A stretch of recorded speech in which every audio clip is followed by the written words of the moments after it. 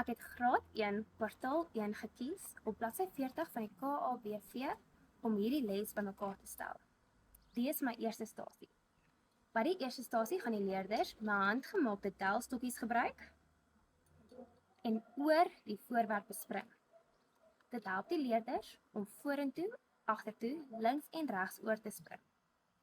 Die leerders moet onthou watter kant links en regs is en moet met 2 voete oor al die voorwerp spring. Dit is die voorbeeld van wat die leerders gaan doen. Dit is my visuele voorbeeld. Later in die video sal ek my praktiese voorbeeld doen en dit aanwys hoe ons die aktiwiteit doen. Daar's 10 maatjies per stasie en elke leerder kry 'n beurt om vorentoe en agtertoe te spring. Dan gaan staan hulle in die volgende ry en spring links en regs oor die stokkies. Daarna gaan staan jy terug in jou ry en jy sit plat sodat ons kan wag vir die volgende groepie om klaar te maak. Ek sal nou 'n fisiese demonstrasie doen van hoe mense aktiwiteit kan doen.